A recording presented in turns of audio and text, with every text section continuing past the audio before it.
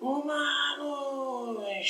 Adri volta na área, continuando memória e aprendizagem. No último vídeo a gente viu as classificações e eu falei que a gente já ia entrar nas neuroanatomias das memórias, beleza? Sem enrolo, bora! Então a primeira coisa que eu quero pontuar para vocês não é exatamente sobre a neuroanatomia, por óbvio, está na tela, mas eu quero falar para vocês sobre algo que vai ser imprescindível para a gente conseguir entender, que são as amnésias. Então vocês vão ver, quando eu começar a falar principalmente sobre o histórico, de certa forma eu acho que eu já posso até começar a falar sobre isso, boa parte do que a gente sabe sobre memória vem da ausência da memória. Melhor é isso, Aida, de pacientes que, por uma série de razões, tiveram problemas relacionados a diversas áreas do cérebro, pacientes diferentes, diversas áreas, tiveram que ou foram submetidos a cirurgias, ou tiveram traumas e acidentes vasculares, e em função de uma análise, de um estudo, enquanto eles viviam, por técnicas de imageamento, etc. e tal, ou por análise pós-mortem, depois que eles faleceram, nós tivemos acesso a uma correlação entre o que acontecia com a memória desses pacientes, quais eram os déficits de memória que eles tinham, e a correlação com as áreas que eles lesionaram ao longo da sua vida. E isso nos trouxe um monte de insights, e a gente vai falar muito de prejuízo de memória que gira em torno dessa figurinha que está aqui agora. Então a gente tem um momento específico onde eu tenho, por exemplo, a lesão ou a cirurgia. E quando eu tenho um déficit que envolve a impossibilidade de aprender coisas novas, a gente está falando de uma memória, de uma amnésia que é uma amnésia anterógrada. E quando a gente está falando de um prejuízo que me impede de evocar, de lembrar de coisas que aconteceram antes da lesão, a gente está falando de uma amnésia retrógrada.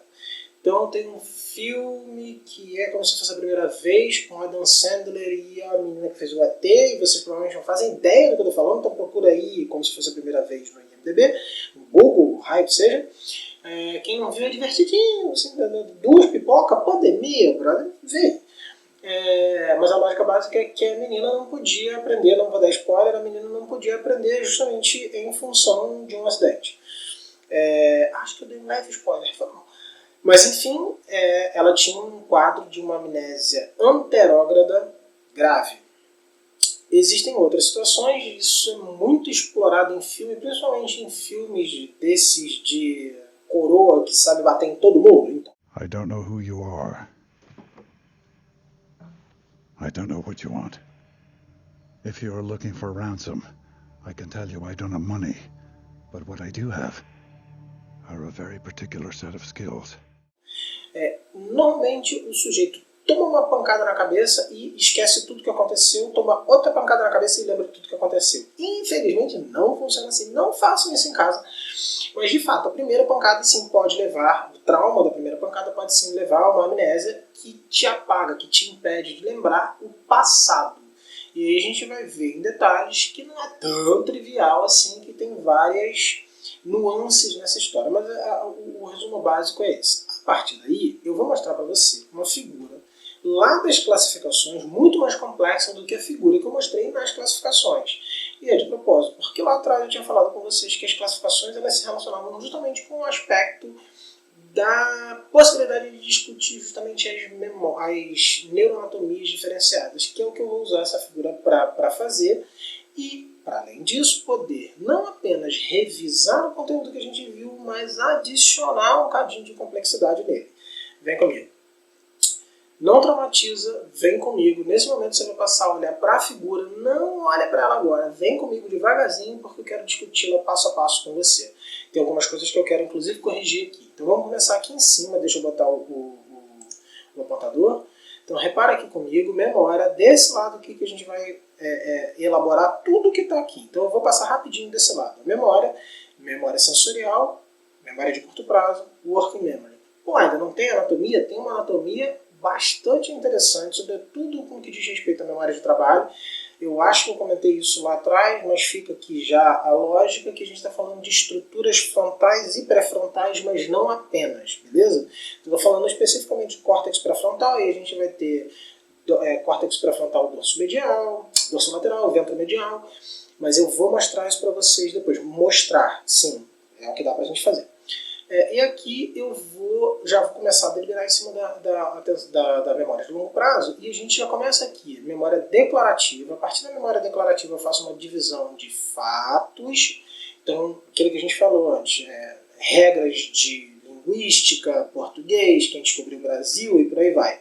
E aqui a gente tem mais uma lógica, uma divisão de eventos. Reparem que aqui a gente está migrando para o mesmo lugar. Isso não é exatamente verdadeiro.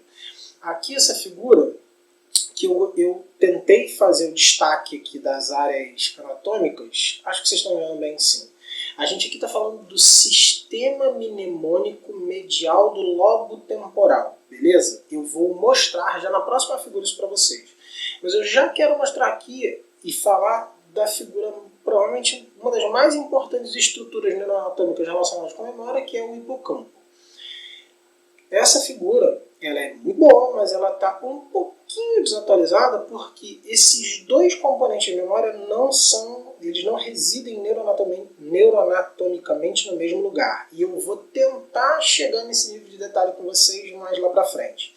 Mas, de maneira geral, quando a gente fala de memória declarativa, memória explícita, a gente está falando desse componente, desse grande sistema mnemônico que se relaciona muito fortemente com o lobo temporal, beleza? Lobo temporal, têmpora, só que a gente está falando da parte mais medial dele. E eu vou mostrar, eu estou dando trabalho para vocês conseguirem visualizar isso na cabeça de vocês, mas eu vou mostrar isso. Aí a gente vem para cá, memória não declarativa. Memória não declarativa não diz respeito a esse sistema. A memória não declarativa, em todas as suas subdivisões, ela está falando de outras áreas. Então vamos devagar. Se eu estou falando de memória relacionada a procedimentos, aquilo que a gente falou, né, de habilidades motoras, a gente está falando principalmente de quê? De núcleos da base. Beleza? Sim, aqui está a basal ganglia, isso é uma treta no inglês, porque a gente está falando de grupos de neurônios no sistema nervoso central e o nome disso é núcleo, não é gânglio. Gânglio é o grupo de neurônios no sistema periférico, mas isso é assim desde sempre e continua sendo assim. Em português a gente traduz certo. A gente vai incluir aqui uma subespecificação, então eu vou falar de alguns membros dos núcleos da base, porque a gente está falando de várias estruturas, mas a lógica básica é que sim, a gente está falando de uma estrutura que é subcortical, tem participação de áreas corticais também, mas é importante entender que a lesão dessa região que está aqui não se relaciona com essa região. Ainda melhora um pouquinho aqui, melhora. Paciência, eu já estou dando uma dica importante, inclusive possivelmente útil lá na frente para quem se interessar por neuropsicologia. Pacientes que têm distúrbios nos núcleos da base vão apresentar, à medida em que a doença começa a se agravar, distúrbios de memória não declarativa, de memória implícita.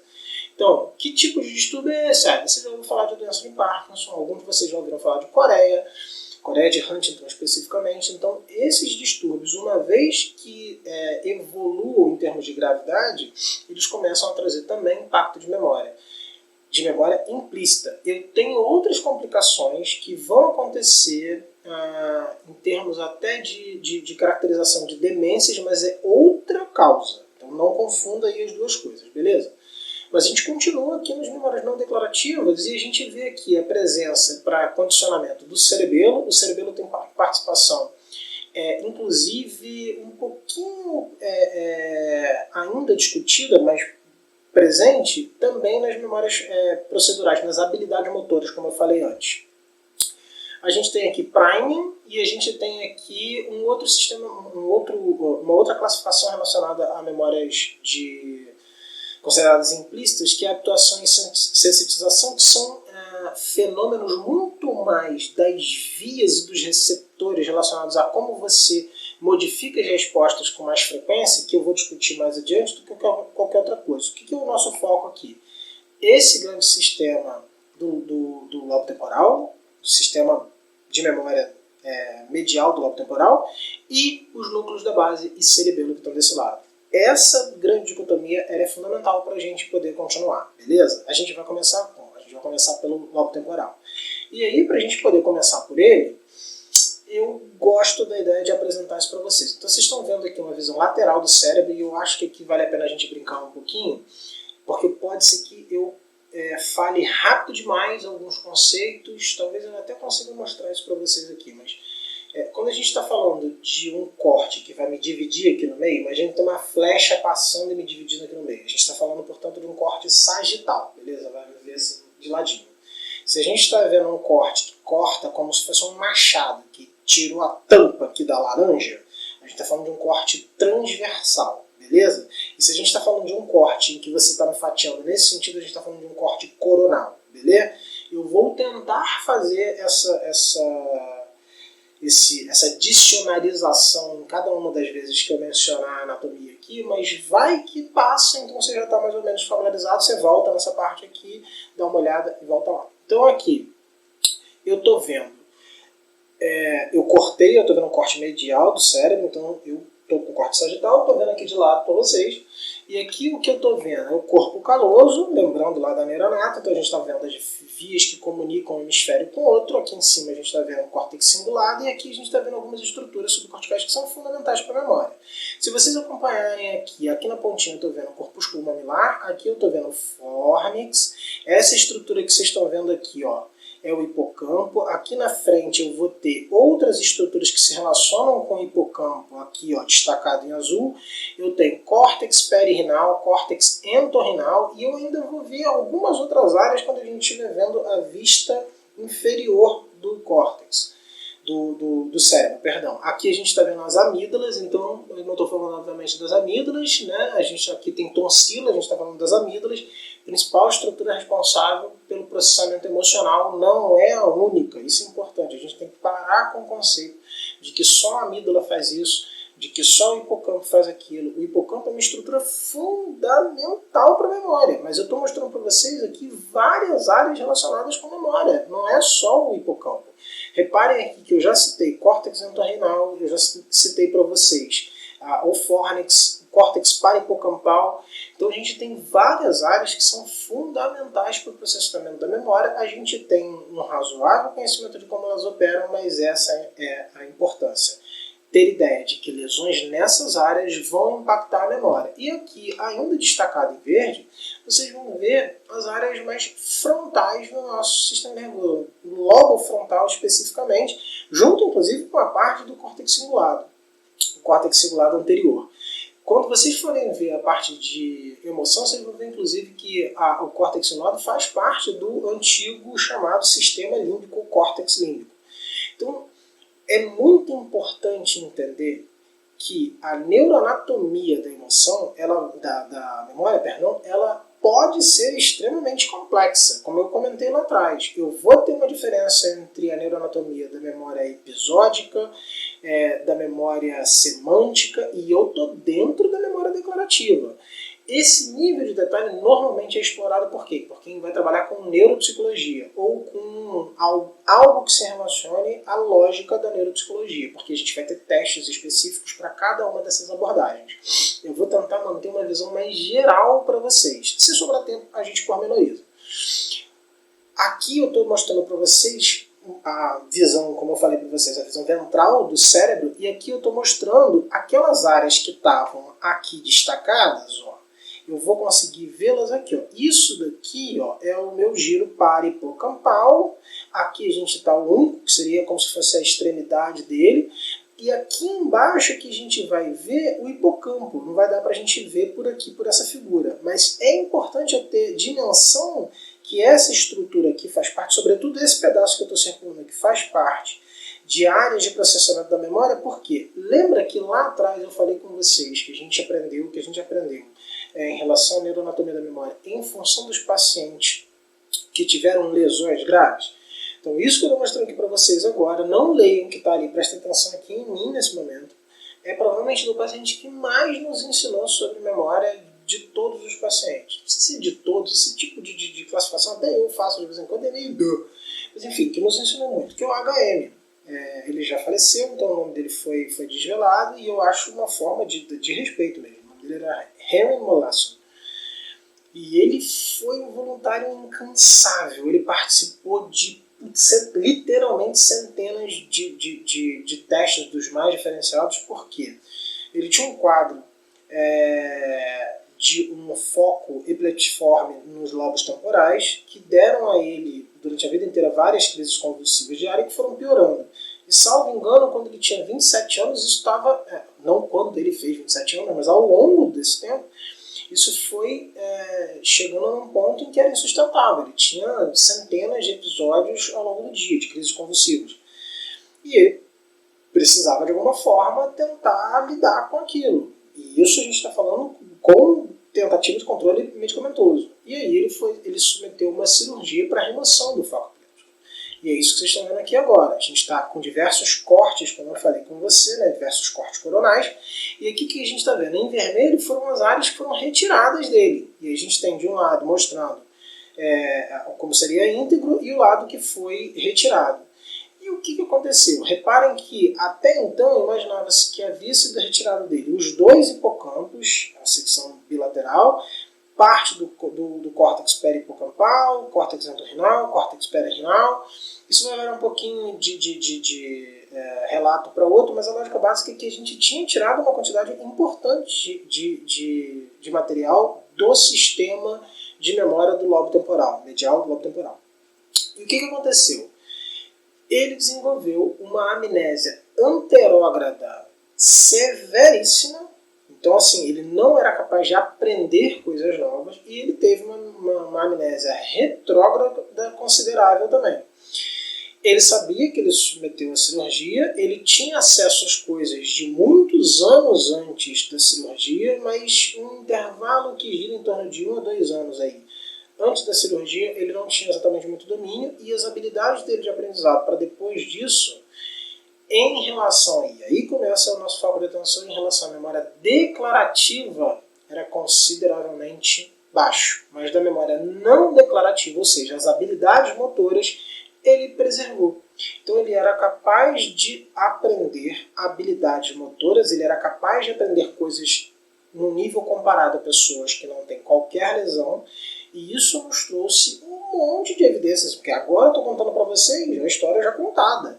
Ele morreu, acho que no fim da década de 90, 94, 98, não vou lembrar agora. Pode ser até outra data, não lembro.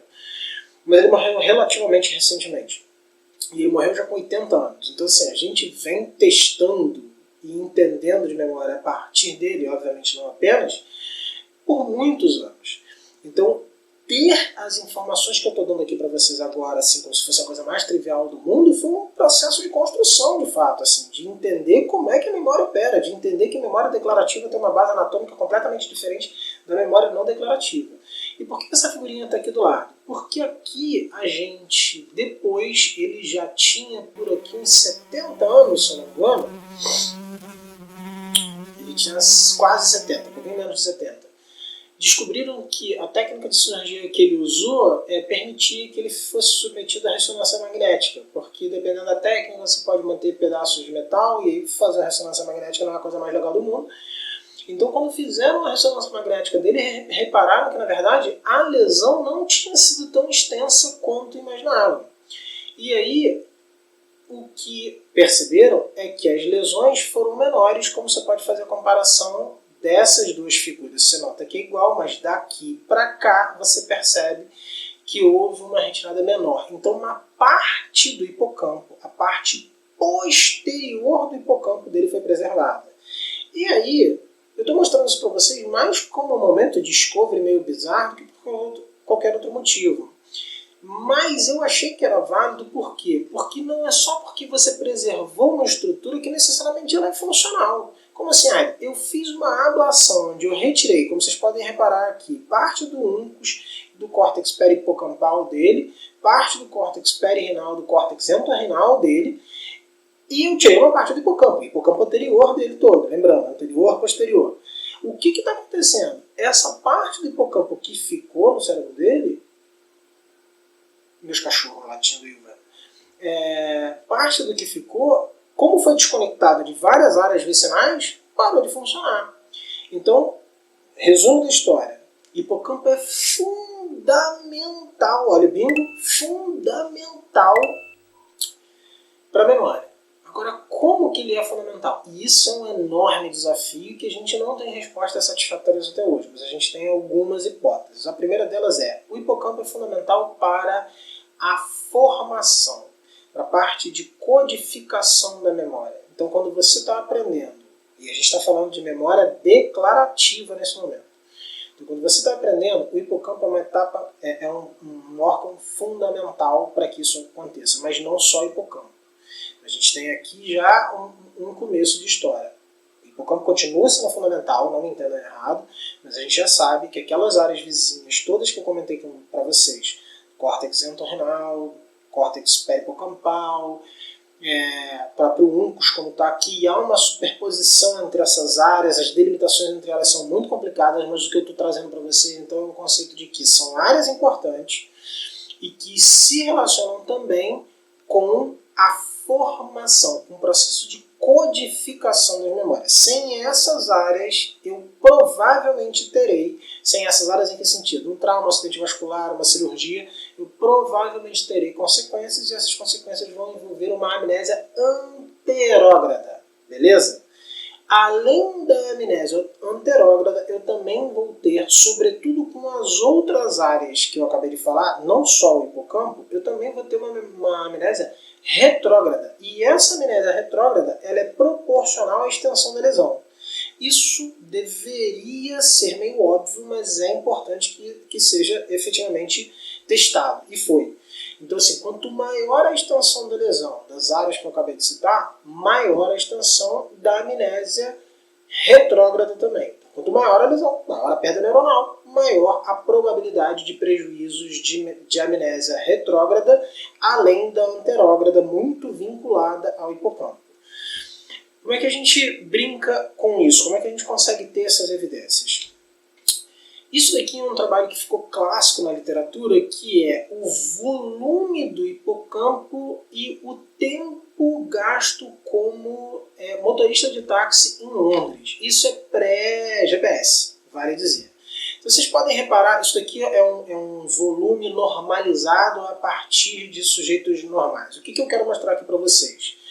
A escala representa algo simples. Se está para cima do zero, está maior. Se está para baixo do zero, está menor. Então, o que eu quero mostrar para vocês é que, à medida em que o tempo de taxista, como na profissão de taxista, vai avançando, na média, o volume do hipocampo, ou seja, o tamanho do hipocampo vai aumentando. Por que isso, Aida? O hipocampo ele é conhecido por ter... Primeiro que o hipocampo é uma estrutura, e isso vai acontecer com várias outras, a gente fala dele como se ele fosse uma estrutura homogênea, não é. Ele vai ter áreas específicas, ele vai ter subdivisões, ele vai ter camadas. Acho que eu vou dar uma passada geral, pelo menos nisso para vocês. Já estamos com 23 minutos, mas vamos tentar. Mas a lógica básica é que ele também é conhecido por ter as chamadas células de localização, e place cells. Células de lugar, mal traduzindo. E aí qual é a lógica? Havia uma expectativa de que esse resultado fosse confirmado. Vocês podem ver que a correlação não é a melhor possível, mas ela existe. Então isso está trazendo o quê? Uma lógica de que quanto mais você tem que navegar, ou quanto maior a memória que você tem que ter de uma localização espacial, que é o caso do motorista de táxi sem GPS, maior a quantidade de células que você teria. E aqui vale uma ressalva importante. O hipocampo, sim, apresenta neurogênese, inclusive na vida adulta. E isso, não sei se vocês vão lembrar, mas se eu não me engano, foi em 2019-2, onde eu bati muito nessa tecla, porque a gente teve alguns trabalhos mostrando no começo do ano que não havia neurogênese hipocampal, ou seja, neurogênese, estabelecimento e geração de novos neurônios. Depois a gente teve um trabalho mostrando que havia neurogênese, na verdade foi a ordem contrária, havia, não havia e havia de novo. E eu bati nessa tecla com vocês falando o seguinte: a gente provavelmente tem neurogênese no hipocampo durante toda a vida, mas o que a gente está vendo em trabalhos que mostram que tem e que não tem são diferenças metodológicas contextuais em relação a quem você está testando. E um dos melhores preditores para neurogênese hipocampal, sobretudo no adulto e no idoso, é atividade física. Sim, atividade física. Quer ter uma memória melhor? Pratique atividade física. Isso não é um discurso panfletário, isso é sério. E eu posso tentar explorar isso em outro vídeo com vocês, mas eu vou precisar que vocês comecem a me lembrar dessas coisas, porque senão não vai rolar. Mas, de novo, a gente tem neurogênese no hipocampo e um dos melhores preditores para ter neurogênese no hipocampo é a atividade física. Aí volta para cá. Como é que a gente sabe sobre a importância do hipocampo na memória de maneira geral? Com esses dados que estão aqui. O que acontece? Eu pego um ratinho, isso aqui é feito desde que o mundo é mundo. A gente tem uma espécie de piscina, onde a gente tem várias pistas contextuais na parede. Vocês estão vendo aqui o quadriculado, o triângulo, a própria disposição do ambiente. Ratinhos são animais extremamente inteligentes. Segundo o Guia do Mochileiro das Galáxias, inclusive, eles são mais inteligentes do que os humanos e do que os golfinhos. Volta para cá. E aí o que a gente tem? A gente faz a lesão do hipocampo nesses animais e o que a gente testa com eles? Primeiro, como é que é o teste inicial? Se você bota um ratinho na piscina tem uma plataforma onde ele pode ficar em cima e não tem que ficar nadando. O ratinho vai para um lado, vai para o outro, vai para um lado, vai para o outro, mas usando as pistas que estão em volta dele, ele aprende onde é que está a plataforma. E antes que você pergunte, a plataforma é submersa e ele não consegue vê-la. Então ele tem que aprender de fato onde ela está nadando a esmo. Depois de alguns testes ele aprende rápido. Então, de novo, você bota um ratinho lá na piscina, tem uma plataforma onde ele consegue subir e não ficar mais tendo que nadar o tempo inteiro. E se você coloca ele lá, ele vai nadar, aprendeu. Você tira ele da água, bota ele de novo,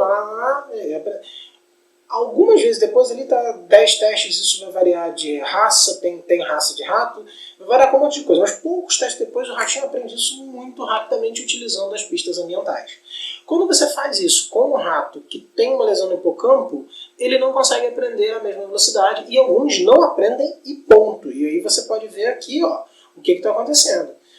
O tempo em que leva para os ratos aprenderem e chegarem na plataforma, porque não dá nem para dizer que aprenderem, porque alguns simplesmente não aprendem, eles simplesmente estão nadando a esmo até chegar.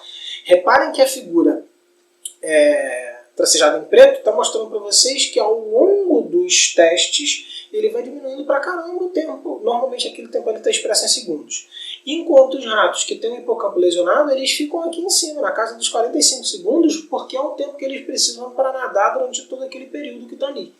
Então mostra que os animais com lesão no hipocampo não conseguem aprender aquela tarefa. Só que ainda tem uma diferença nessa história. E eu vou complicá-la de propósito porque eu acho que é importante vocês terem essa informação.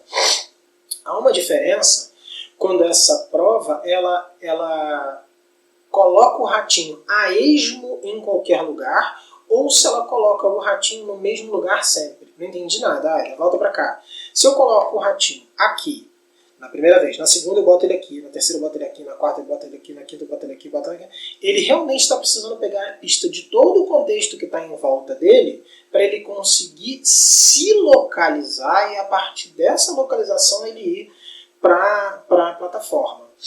Faz muita diferença se eu coloco o ratinho no mesmo lugar. Ele passa a não ter mais que integrar todo o contexto em volta dele. Ele pode usar uma referência muito menos contextual. Ele pode usar uma referência única, específica, do lugar onde ele está sendo colocado. E é isso que esse experimento fez. Se você coloca ele em vários pontos iniciais, o experimento é exatamente aquele que eu mostrei para vocês. Aqui está a foto da baciazinha. Reparem que aqui, até a dinâmica temporal é a mesma. Se não me engano, foi no mesmo artigo. Agora, quando eu coloco o ratinho sempre no mesmo lugar, reparem que ele tem uma evolução relativamente parecida com a do controle, mostrando o que eu falei antes. O hipocampo é fundamental para essas relações de aprendizagem, mas eu tenho subdivisões e eu tenho participações de outras áreas laterais também, que se estão preservadas, o hipocampo não necessariamente vai ser fundamental para aquele aprendizado contextual. Como é que a gente resume esse dado aqui? Tudo que eu falei lá antes. O hipocampo é fundamental para o estabelecimento de aprendizado. As outras áreas que eu falei antes, córtex perihipocampal, córtex perirenal, entorrinal, tudo isso é fundamental, são áreas vicinais ao hipocampo, o único que está incluído aí, que foi lesionado lá no HM. Mas essas outras áreas, se preservadas, elas têm uma interação de memória que permitem que, inclusive no animal experimental, a gente consiga ver ainda determinados tipos de aprendizagem, porque são memórias diferentes, beleza? Acho que vale a pena a gente encerrar por essa história e a gente vai fazer o seguinte. No próximo vídeo a gente já vai começar, eu vou fazer um resumo de novo sobre o que a gente acabou de discutir aqui agora, e a gente já vai discutir a parte da neuroanatomia da memória implícita. Beleza? Que a força esteja convosco. Fui.